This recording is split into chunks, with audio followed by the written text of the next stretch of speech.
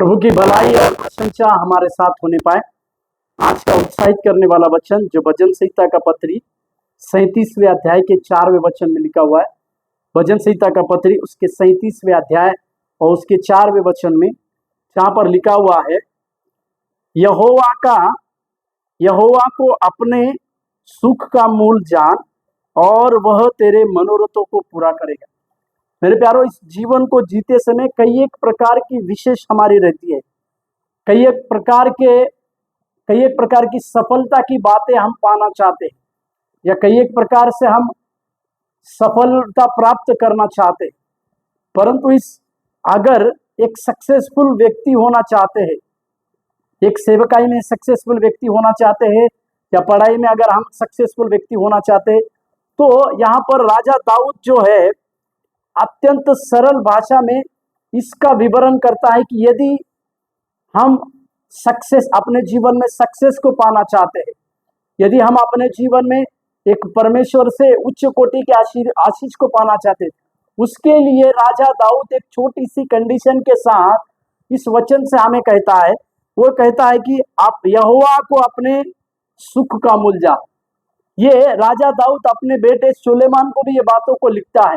इसी का वर्णन सुलेमान अपने नीति वचन में भी कहता है। पर राजा दाऊद इस प्रकार से कहते हैं कि परमेश्वर ने जो जो आपको सुख दिया है, या परमेश्वर से जो भी आपको सुख मिला है, उसका प्रथम स्थान जो है यहोवा को मानने की आवश्यकता है। यानी अपने सुख का, यानी हमारे आशीष भरे जीवन का मूल अगर कोई है, अगर कोई उसको हमारे सुख की, हमारे सक्सेस की अगर किसे हमें उपमा देनी चाहिए, या किसे हमें प्रथम स्थान देना चाहिए, तो वो परमेश्वर है। मेरे प्यारो, आज के सवेरे के समय में हमें अपने हर सुख के लिए परमेश्वर यहोवा को अपना मूल जानने की आवश्यकता है।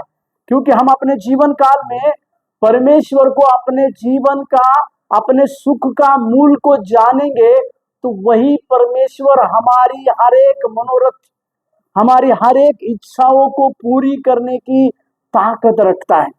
मेरे प्यारो, इस जीवन को जीते समय हम कई एक प्रकार के सुख की बातों को जब अपनाते हैं, तो हमें इस प्रकार भी सोचना चाहिए, हमारे लिए सुख देने वाला मूल दाता परमेश्वर ही है।